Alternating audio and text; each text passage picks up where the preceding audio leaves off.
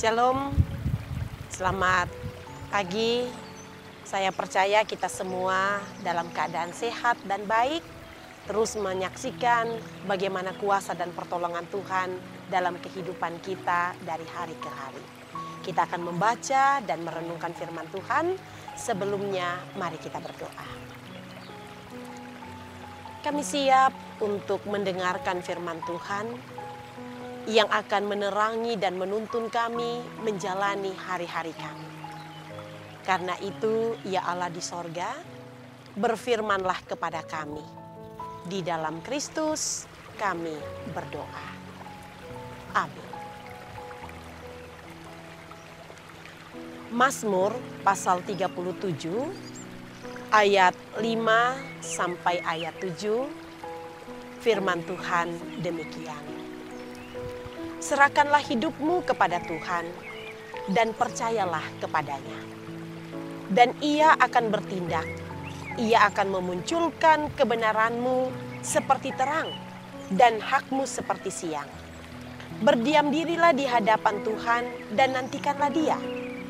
Jangan marah karena orang yang berhasil dalam hidupnya, karena orang yang melakukan tipu daya. Ayat 7 menjadi penekanan kita, saya bacakan kembali. Berdiam dirilah di hadapan Tuhan dan nantikanlah Dia. Jangan marah karena orang yang berhasil dalam hidupnya, karena orang yang melakukan tipu daya.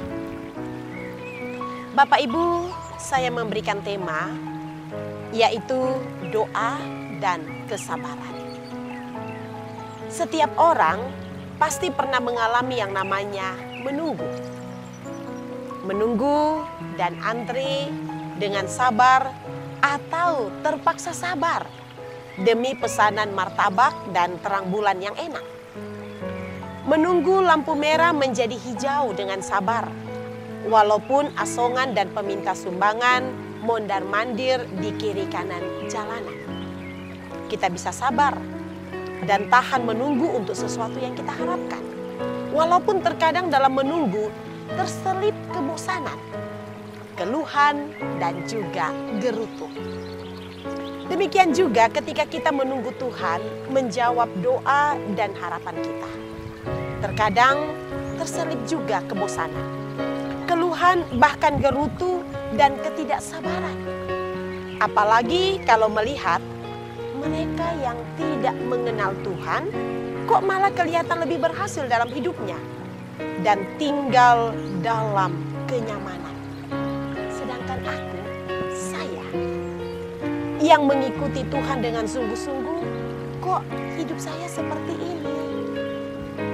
Berhentilah marah dan tinggalkanlah panas hati itu. Jangan marah, itu hanya akan membawa kepada kejahatan.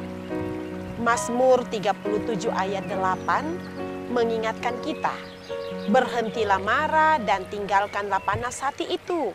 Jangan marah, itu hanya akan membawa pada kejahatan. Jangan sekali-kali menganggap Tuhan itu tidak adil, lalu kita memprotes Dia. Apa yang diperoleh dengan tipu daya adalah sia-sia dan akan mendatangkan jerat bagi mereka sendiri. Karena sedikit waktu lagi, maka lenyaplah orang fasik. Jika engkau memperhatikan tempatnya, maka ia sudah tidak ada lagi. Ayat 10 dari pasal 37 mengatakan, kita tidak perlu marah dan iri hati terhadap mereka. Sebagai anak-anak Tuhan, kita berhak menikmati berkat-berkat Tuhan, asalkan kita tetap sabar dan berdiam diri menantikan Dia. Bukan terus mengomel, bersungut-sungut dan mengeluh. Diam, tetaplah tekun berdoa, tunggulah dengan sabar. Diamlah, tunggu bagaimana Tuhan bertindak. Jangan gelisah, jangan gugup, dan jangan mencoba untuk bertindak sendiri dengan pengertian kita sebagai manusia. Bahwa jawaban doa terjadi hanya menurut kehendak kasih dan karunia Tuhan. Sehingga diberikan atau tidak amat tergantung pada kasih karunia-Nya. Dan hanya doa yang disertai iman yang sungguhlah yang akan dijawabnya. Iman bukan sekedar percaya, namun kemauan dan kemampuan untuk mempercayakan diri dan kehendak kita pada kasih karunia Tuhan. Maka dari itu, Bapak, Ibu, dan saudara-saudara, kita harus mendoakan apa yang kita kerjakan dan kemudian mengerjakan apa yang telah kita doakan pula. Sebab doa bukan hanya berarti menutup mata dan melipat jari atau tangan, tetapi doa adalah kesediaan untuk membuka mata pada kenyataan hidup dan membuka tangan untuk terus berjuang, mengusahakan apa yang perlu kita lakukan. Ketika kita sudah mempercayakan sepenuhnya doa kepada kuasa Tuhan, dalam iman dan hikmat dari Tuhan, kita juga masih memerlukan suatu hal penentu jawaban doa. Apa itu? Kesabaran dalam menantikan jawaban doa itu.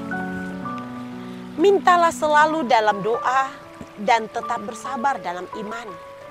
Menunggu waktu Tuhan itu. Waktu di mana doa kita akan dijawabnya. Bukan sembarang waktu. Bukan sesuka waktu dan bukan pula setiap waktu. Namun doa kita akan dijawab sesuai dengan waktu Tuhan. Karena segala sesuatu indah pada waktunya. Pengkhotbah mengatakannya dalam Pengkhotbah pasal 3 ayat 11a. Bapak, Ibu, dan saudara-saudara, selamat berdoa dan selamat bersabar menantikan jawaban doa dari Tuhan. Amin. Mari kita berdoa. Kami selalu mengungkapkan permohonan kami di dalam doa. Karena itu melalui firman Tuhan mengingatkan kami supaya kami terus datang kepada Tuhan. Tetapi dalam doa permohonan ini dibutuhkan pula kesabaran kami. Kesabaran yang akan terus menguatkan kami melewati proses hidup yang Tuhan berikan kepada kami. Ya Bapa di sorga, kami terus menyerahkan hidup kami ke dalam tangan kuasa Tuhan.